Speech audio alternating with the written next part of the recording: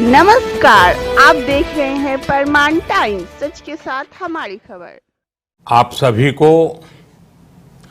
और विश्व भर में फैले भगवान बुद्ध के अनुयायियों को बुद्ध पूर्णिमा की बैसाख उत्सव की बहुत बहुत शुभकामनाएं।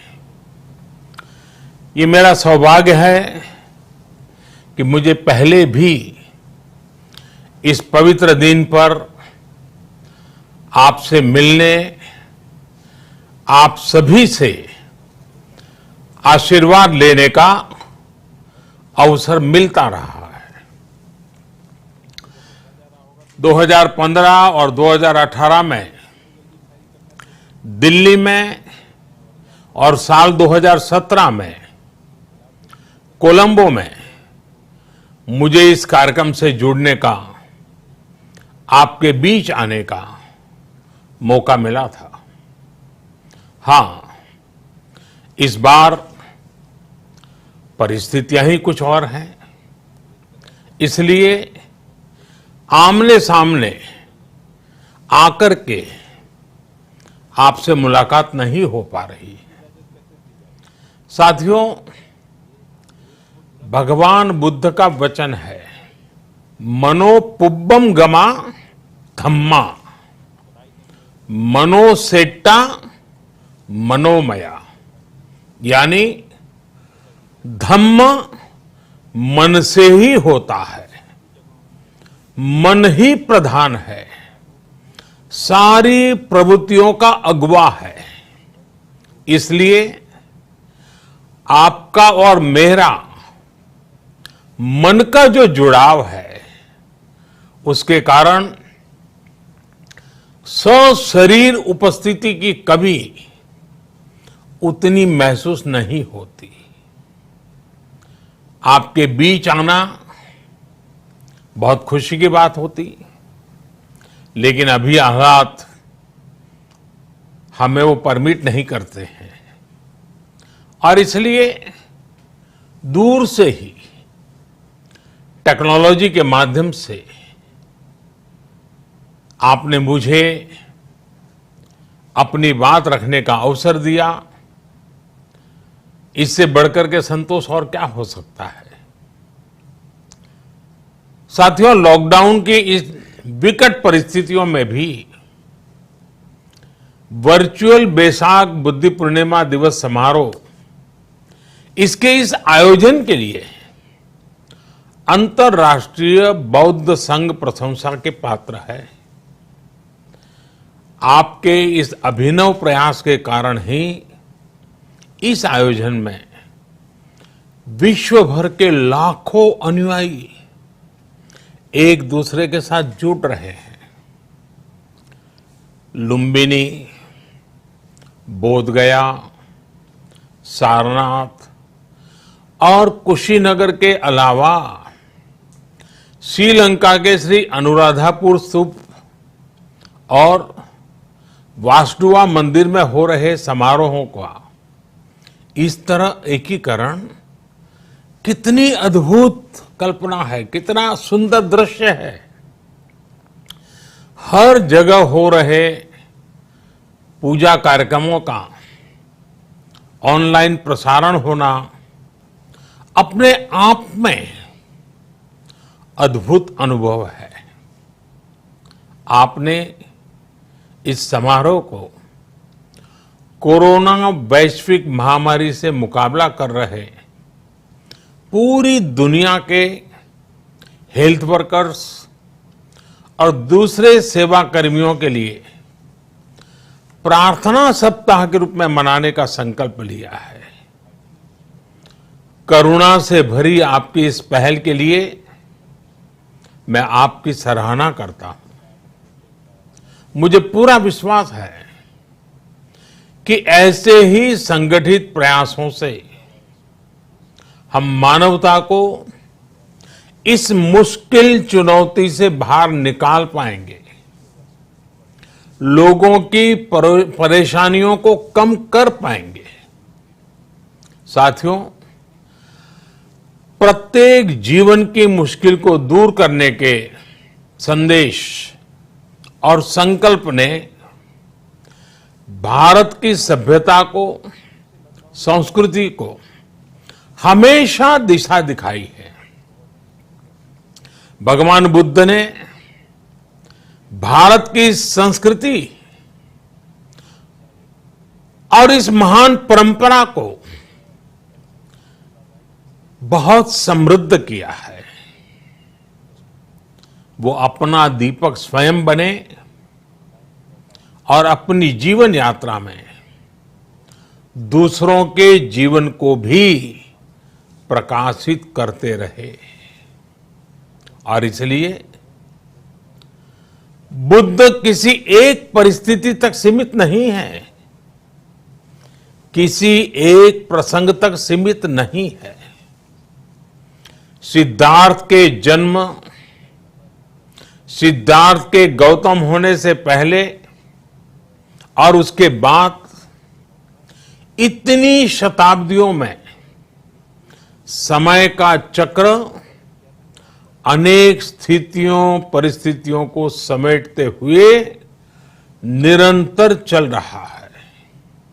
समय बदला, स्थिति बदली, समाज की व्यवस्थाएं बदली, लेकिन भगवान बुद्ध का संदेश हमारे जीवन में निरंतर प्रवाहमान रहा है।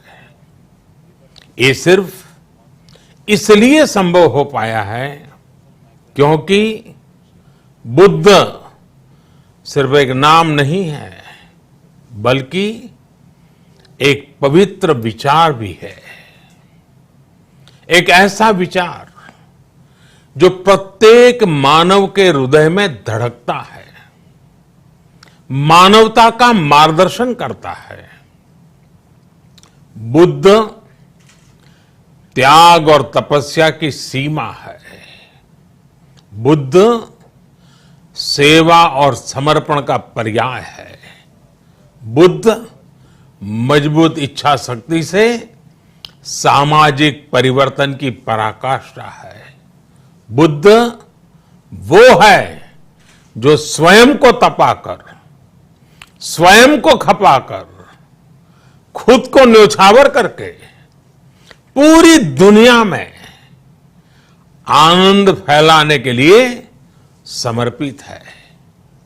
और हम सभी का सौभाग्य देखिए, इस समय हम अपने आसपास ऐसे अनेकों लोगों को देख रहे हैं जो दूसरों की सेवा के लिए, किसी मरीज के इलाज के लिए, किसी गरीब को भोजन कराने के लिए, किसी अस्पताल में सफाई के लिए, किसी सड़क पर कानून व्यवस्था बनाए रखने के लिए चौबीसों घंटे काम कर रहे हैं। भारत में, भारत के बाहर ऐसा प्रत्येक व्यक्ति, विश्व के हर कोने में ऐसा प्रत्येक व्यक्ति अभिनंदन का पात्र है, नमन का पात्र है। साथियों, ऐसे समय में जब दुनिया में उथल पुथल है, कई बार दुख, निराशा, हताशा का भाव बहुत ज्यादा दिखता है, तब भगवान बुद्ध की सीख और भी प्रासंगिक हो जाती है। भगवान बुद्ध कहते थे कि मानव को निरंतर ये प्रयास करना चाहिए कि वो कठिन स्थितियों पर विजय प्राप्त करे, उनसे बाहर निकले। थक कर रुक जाना ये विकल्प नहीं हो सकता। आज हम सब भी एक कठिन परिस्थिति से निकलने के लिए निरंतर जुटे हुए हैं, साथ मिलकर काम कर रहे हैं। भगवान बुद्ध के बताए 4 सत्य यानी दया, करुणा, सुख दुख के प्रति समभाव और जो जैसा है उसको उसी रूप में स्वीकारना, ये सत्य निरंतर भारत भूमि की प्रेरणा बने हुए है।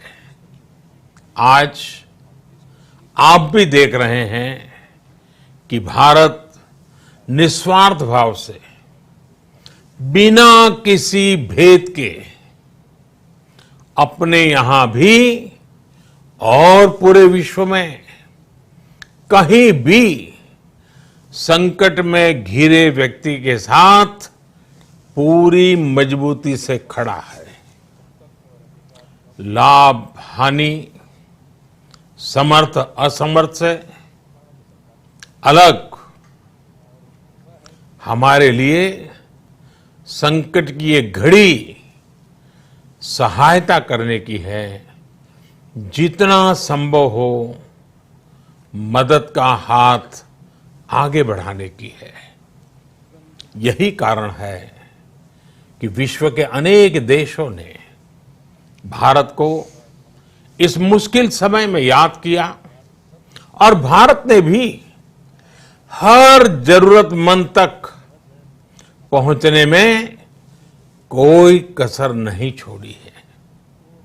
भारत आज प्रत्येक भारतवासी का जीवन बचाने के लिए हर संभव प्रयास तो कर ही रहा है, अपने वैश्विक दायित्वों का भी उतनी ही गंभीरता से पालन कर रहा है। साथियों, भगवान बुद्ध का एक एक वचन, एक एक उपदेश मानवता की सेवा में भारत की प्रतिबद्धता को मजबूत करता है। बुद्ध भारत के बोध और भारत के आत्मबोध दोनों का प्रतीक है। इसी आत्मबोध के साथ भारत निरंतर पूरी मानवता के लिए, पूरे विश्व के हित में काम कर रहा है और करता रहेगा। भारत की प्रगति हमेशा विश्व की प्रगति में सहायक होगी। साथियों, हमारी सफलता के पैमाने और लक्ष्य दोनों समय के साथ बदलते रहते हैं, लेकिन जो बात हमें हमेशा ध्यान रखनी है वो ये कि हमारा काम निरंतर सेवा भाव से ही होना चाहिए। जब दूसरे के लिए करुणा हो, संवेदना हो और सेवा का भाव हो तो ये भावनाएं हमें इतना मजबूत कर देती हैं कि बड़ी से बड़ी चुनौती से आप पार पा सकते हैं।